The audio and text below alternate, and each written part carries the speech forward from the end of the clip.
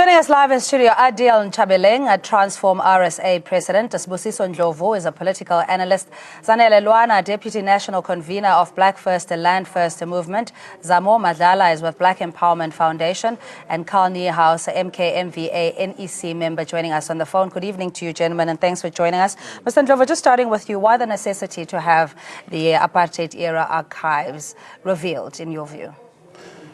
Listen, thank you very much for having me on the studio, and greetings to your viewers.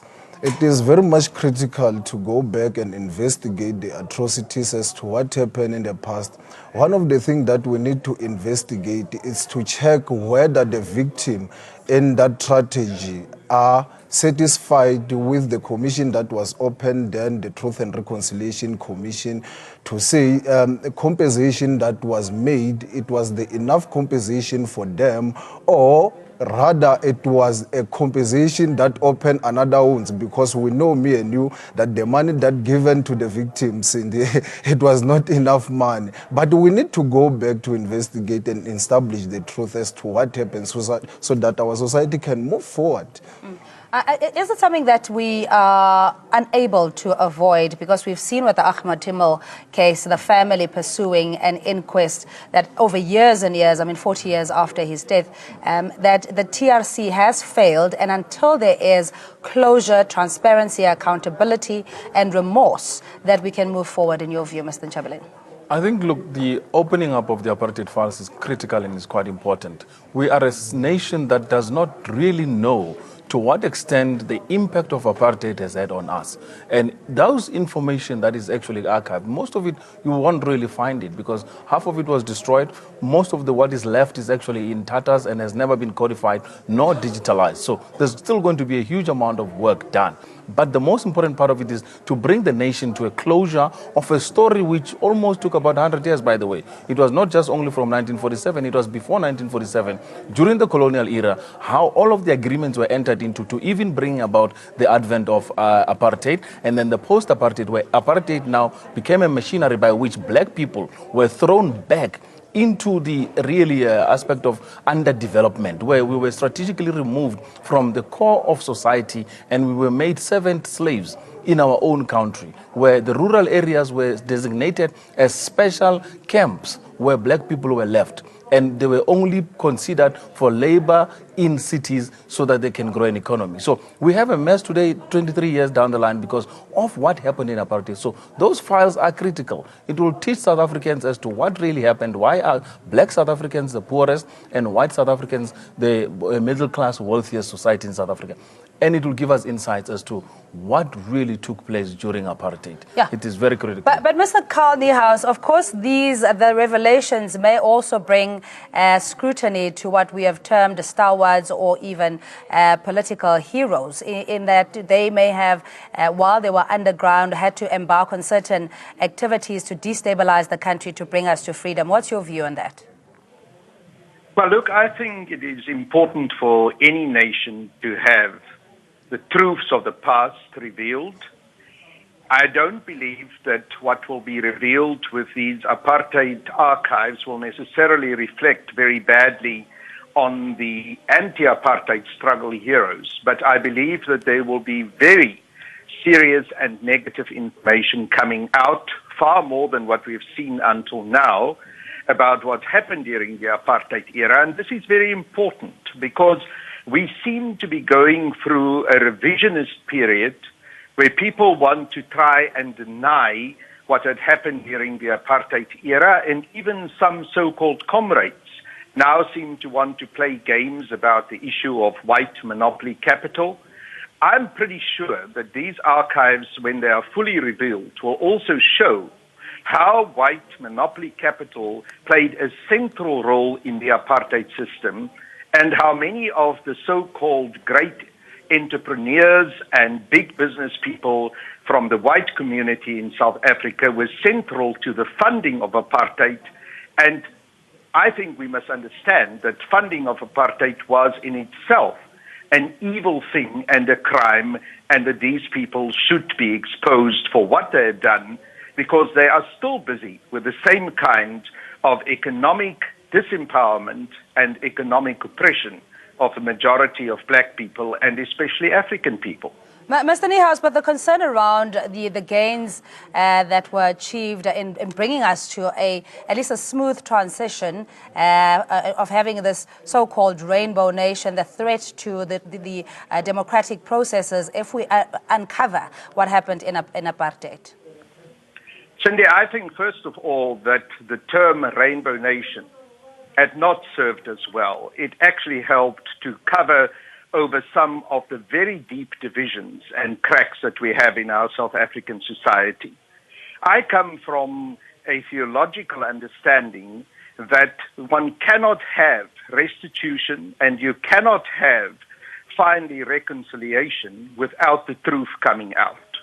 Once the truth is out, once we know how terrible and how deep the apartheid knife cut into our society, then we will know what has to be done. And I believe that the white community in South Africa has to be challenged about how terrible apartheid was, how evil it was, and they have to agree not only to apologizing for what apartheid meant, but also for restitution and for correcting the wrongs of the past. We do not see an undertaking and understanding from the white community in South Africa to do that. The vast majority of white people are not really prepared to work for reconciliation in South Africa at this stage and are definitely not understanding how terrible apartheid was and what its consequences are still for today. All right. So to bring these revelations out are very important also to challenge those people in the white community who are not prepared to do so. All right, Zanele Luane, good evening to you and thanks for joining us. Just with the developments and of course certain concerns as the multi-cultured and diverse society that we have, and to take into considerations those anxieties that some, let's say our white counterparts may have of the impact of having the apartheid archives revealed. What's your view on that? Good evening, Cindy, and thank you for having me. I don't think we should have a debate on whether these archives should be made public or not, because apartheid essentially was a crime against black people, and the lived experience and the humiliation that we as black people constantly are subjected to is uncalled for. We should rather, I think, talk about what is the agenda behind making these archives public. And what I feel strongly about is that it should be an urge to do historical redress and to be quite honest that apartheid was a clear program of colonialism, was a clear program of land dispossession to make slaves out of black people in their own land. What we should also avoid is to have another moment of truth and reconciliation where the white racists were called to account on crimes they have committed on black people, but they have never paid a price in such a way that we still have right-wing racist organizations in the country, such as AfriForum, who do not recognize that black people are still subjects of racism and exploitation in this country. We should say these archives should become public because for 23 years into democracy, the so-called Rainbow Nation has done nothing for the community of black people today.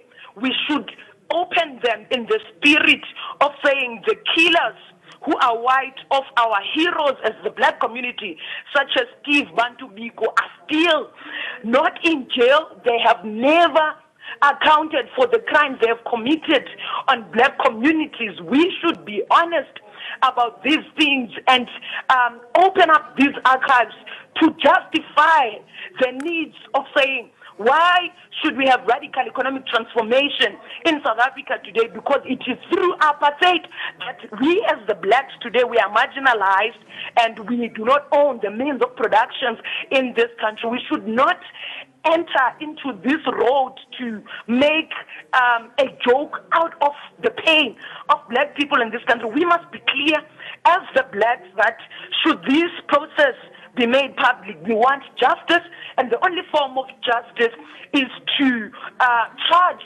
all those who are white, who were in government, who were in cahoots with the apartheid government to drive genocide on the black community.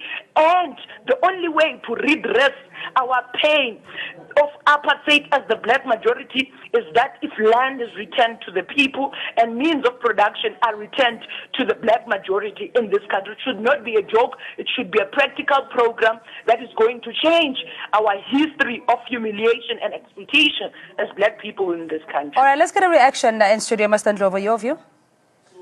Listen, the preamble to our constitution, it says very clear that we, the people of South Africa,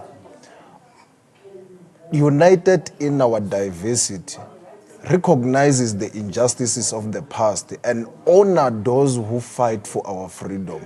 Now, if we want to honor those who fight for our freedom, we must go back and look at what happened in the past, who killed those who fought for our freedom, is what we must do. That is why today in our society we have a person like Helen Ziller who is not apologetic to go in the social media and tweet around that to say colonialism was better.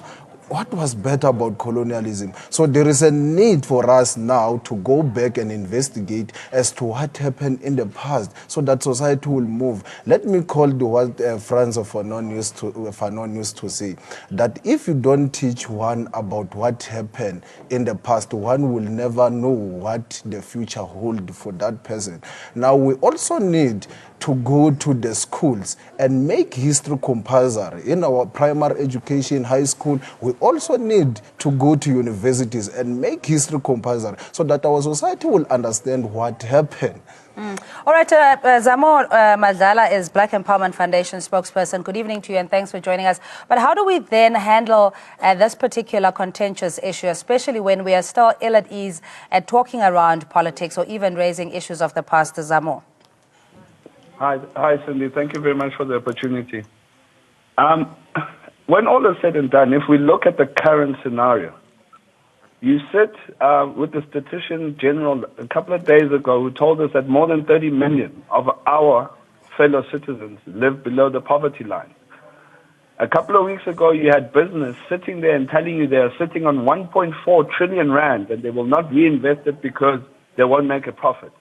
Some of those profits were made in the apartheid area supporting the apartheid state. Now, if we're not ever going to deal with the truth, we're never going to find this rainbow nation. This rainbow nation is a farce. It was out of respect for Tatu Mandela that the rainbow nation it was allowed to be. But nobody ever embraced the black people to say we are building this rainbow nation together. Hence, we do sit with 1.4 trillion rands. We're sitting with an economy in recession.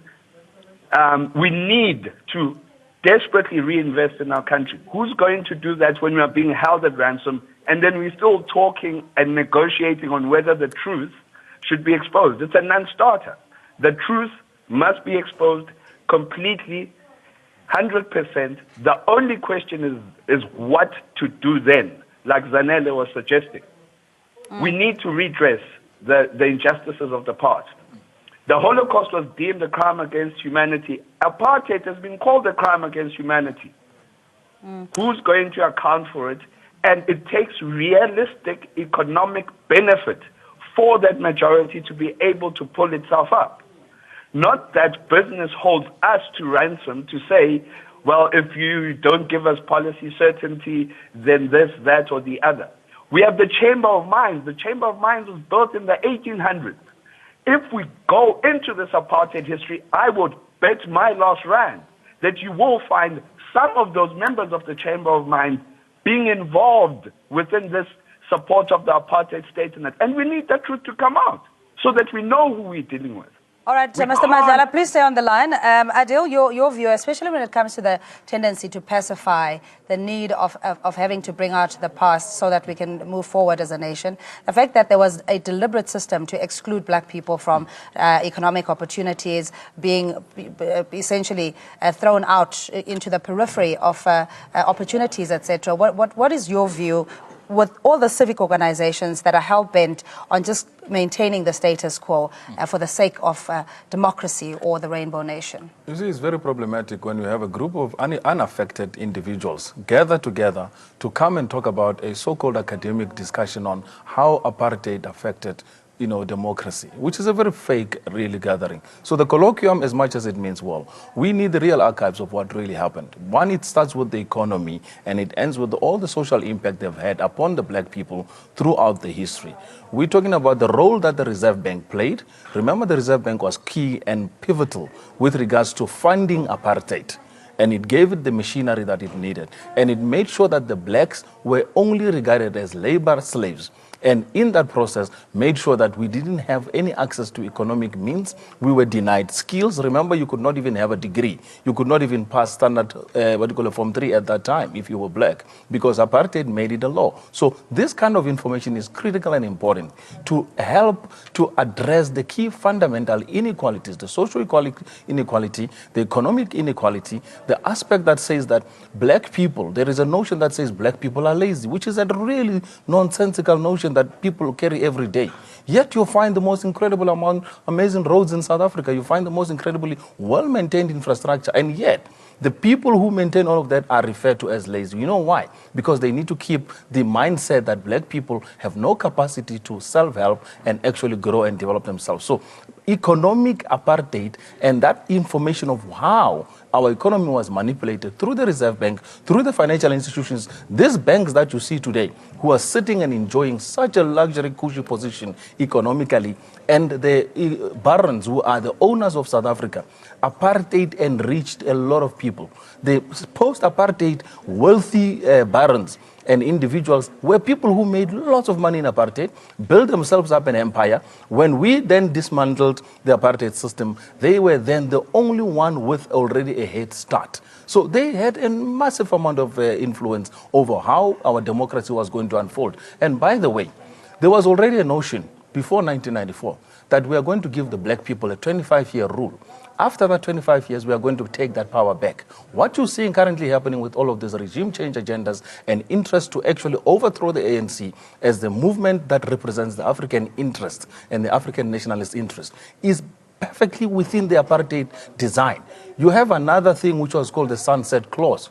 What was in the sunset clause? Why are they so afraid to tell us how much concessions they had to give to white companies, to white individuals, the pensions that were paid to the generals who were murderers and killers, by the way, of our people? We've lost massive amounts of people. In my family alone, we were targeted on all levels in terms of murder as well as political hunting and everything.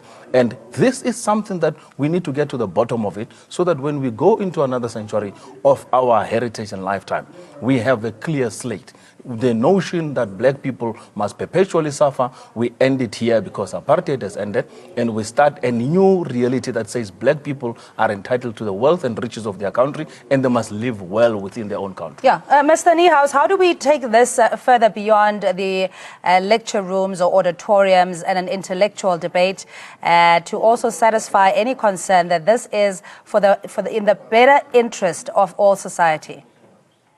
Well, it has to be for the better interest of all society that we must come to the bottom of what's happened during the apartheid era. And it has to be for the better interest of all society that we must have restitution because of what happened during the apartheid era. You see, we cannot continue to have the arrogance of some of the white monopoly capitalist captains of industry. We had Mr. Stephen Kosev of Investec at the ANC National Policy Conference at the breakfast there, saying you guys can talk as much about strategic and radical economic transformation as long as you do nothing. We do not want to see these changes. Now that's arrogance, and it's arrogance which is grounded in not accepting the past and not wanting to move forward on the basis of restitution because of what happened during the past. So we have to reveal this, we have to challenge these white monopoly capitalists, and we need to take the necessary legal action in order to be able to change our economy. We cannot rely on the patriotism or the goodwill of the white monopoly capitalists. We have to understand where they come from, and when we know where they come from, we also know that they're not going out of goodwill change things for us now.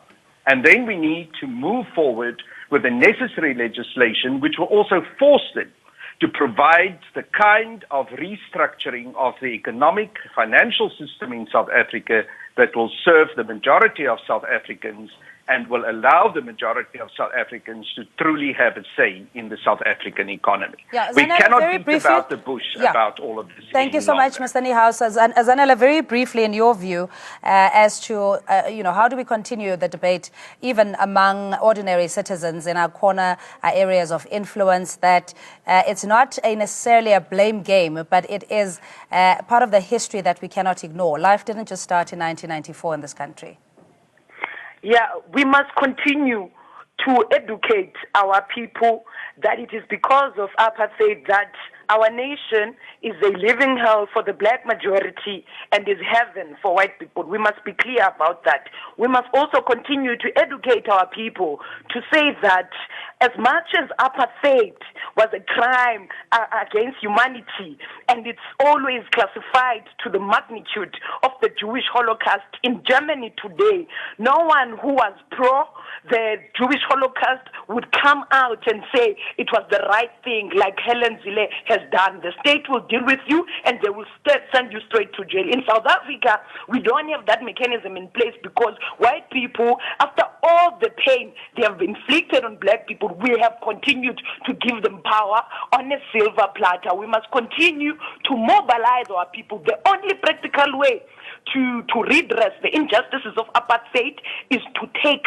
the land that is in the hands of white people. We must continue to educate our people that Zanele, I hate to break your word, but we have to go. We're seriously out of time. I'll continue on social media, but quite a debate to be had. Share your thoughts with us on Twitter or Facebook or all the other networks. But we had Adele Nchabeleng, Transform RSA President, Sibusiso Ndlovu is a political analyst, Zanele Lwana, Deputy National Convener of Black First, Land First Movement, Zamo Madlala, spokesperson for Black Empowerment Foundation, Carl Niehaus is an NEC member of MKMVA. Thanks indeed for joining us. We're back after this.